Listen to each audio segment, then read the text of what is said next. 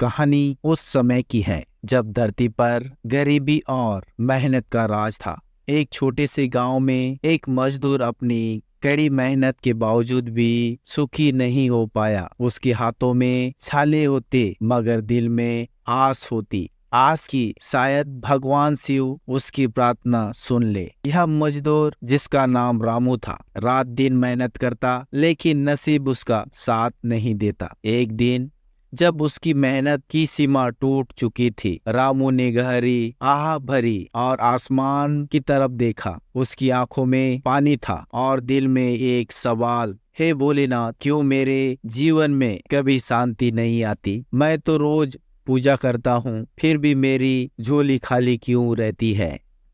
रात हो चुकी थी, लेकिन रामू की आंखों में नींद नहीं थी। उस रात उसकी प्रार्थना ने आकाश को छू लिया। कैलाश पर्वत पर भगवान शिव ने उसकी आवाज सुनी। शिव जी ध्यान की मुद्रा में हैं और धीरे धीरे मुस्कुराते हुए अपनी आंखें खोलते हैं। भगवान शिव ने सोचा, ये कौन है जो इतनी गहरी भक्ति कर रहा है? उसके शब्दों में इतना शक्ति है कि मेरे हृदय को छू गई। शिव जी ने पार्वती जी से कहा, पार्वती, इस भक्त की भक्ति का उत्तर देना होगा। पार्वती मुस्कुराते हुए सहमति में सिर हिलाती है। भगवान शिव एक साधारण बूढ़े व्यक्ति का रूप धारण करते हैं और धरती पर आने की तैयारी करते हैं। पार्वती उन्हें जाते हुए देखती है।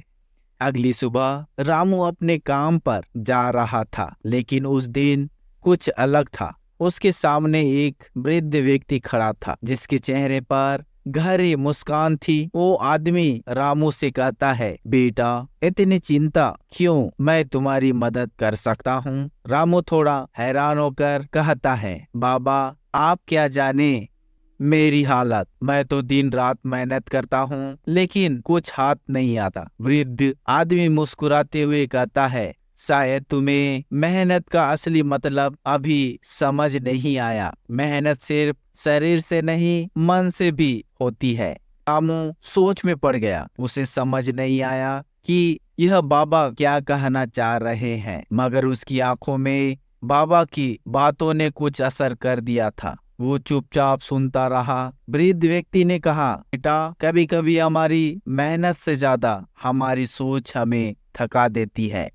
अगर तुम शिव की सच्ची भक्ति करोगे और अपने मन को शांत रखोगे तो तुम्हारी राह खुद ब खुद आसान हो जाएगी।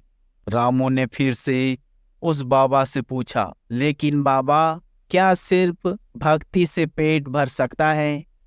मुझे खाना, कपड़ा और सिर पर छत भी तो चाहिए।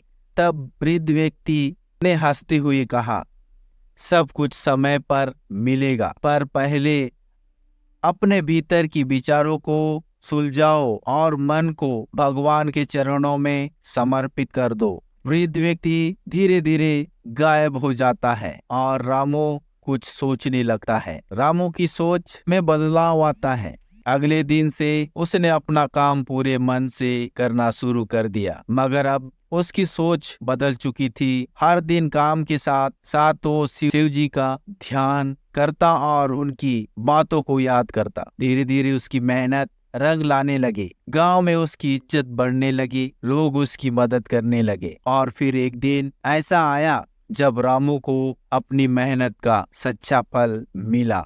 उसकी गरीबी खत्म हो चुकी थी। भगवान शिव की कृपा से रामू का जीवन बदल गया था। वो अब सिर्फ एक मजदूर नहीं था, वो एक भक्त था जिसने भगवान शिव की सच्ची भक्ति और अपनी सोच से अपने जीवन को साकार किया था।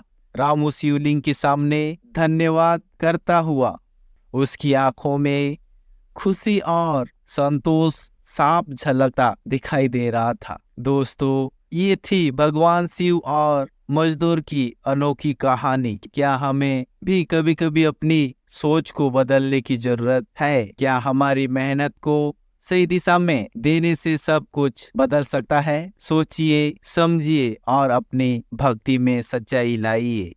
जैसे जैसे रामू की जिंदगी सुधरने लगी थी, उसकी गांव में एक और व्यक्ति था जो अपनी मेहनत और कर्म के बावजूद परेशान था। उसका नाम था गोपाल। गोपाल एक बेहतरीन कारीगर था, रात दिन मेहनत करता, लेकिन उसकी किस्मत कभी उसका साथ नहीं देती। उसकी बनाई गई हर चीज टूट जाती, बिखर जाती, और कभी कभी उसे लोग ताने मारते तो कभी उसे बेवकूफ कहकर छोड़ देते। गोपाल लकड़ी के खिलौने बना रहा है। गोपाल के दिल में सवाल उठता, क्या मेरी मेहनत कभी सफल होगी? क्या भगवान मुझे देख रहे हैं, या फिर मैं हमेशा यूं ही असफल होता रहूंगा? उसकी आंखों में चिंता और गहरा दुख था। एक रात उसने भी रामू की तरह भगवान शिव से प्रार्थना की, हे महादेव, मेरी किस्मत इतनी खराब क्यों है? मैंने कभी किसी का बुरा नहीं चाहा, फिर भी मुझे ये सजा क्यों? पर उस रात कुछ अलग हुआ। जिस तरह रामू की भक्ति ने भगवान शिव का ध्यान खींचा था, उसी तरह गोपाल की सच्ची प्रार्थना भी कैलाश पर्वत तक पहुंच गई। भगवान शिव ने गोपाल की पुकार सुनी और अपने दूत नंदी को भेजने का निश्चय किया।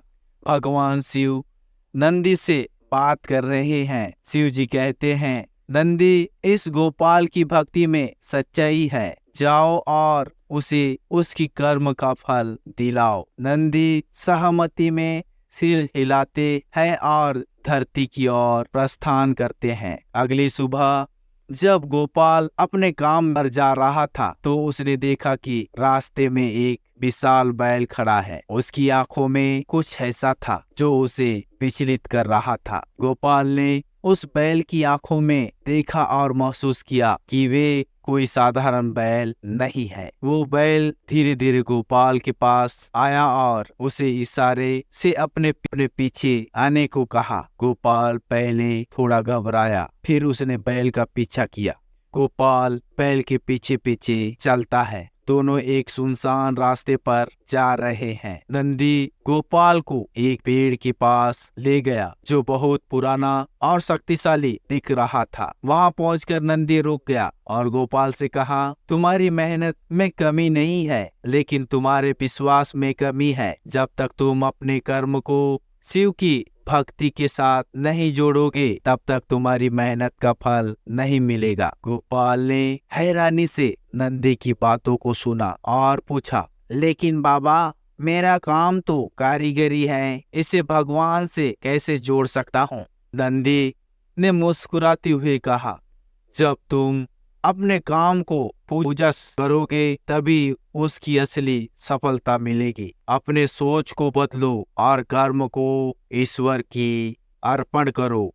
तभी गोपाल का दिल ये सुनकर बदल गया। उसकी सोच में परिवर्तन आ गया। उसने मन में ठान लिया कि अब से उसका हर काम भगवान शिव को समर्पित होगा। उसने जो कुछ भी किया, जो कुछ भी बनाया, भक्ति और श्रद्धा के साथ बनाया, और धीरे धीरे उसका काम बदलने लगा। जो खिलौने पहले टूट जाते थे वो अब मजबूत बन रहे थे। लोग उसकी कला की तारीफ करने लगे और उसकी किस्मत भी बदलने लगी।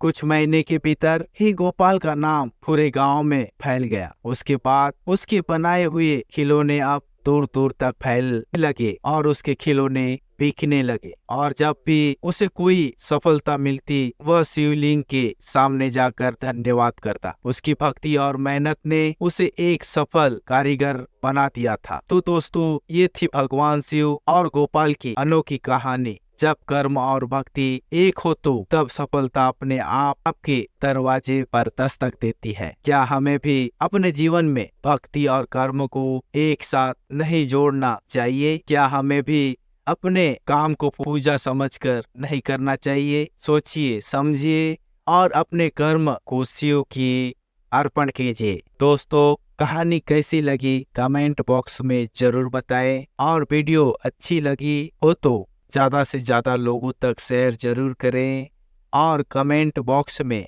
भगवान शिव की जय जरूर लिखें। याद रखें, जब आपका कर्म और भक्ति एक साथ होता है तो दुनिया की कोई ताकत आपको रोक नहीं सकती। चलिए मिलते हैं अगली कहानी के साथ नए वीडियो में। तब तक के लिए आपका बहुमूल्य समय देने के लिए बहुत बहुत धन्यवाद।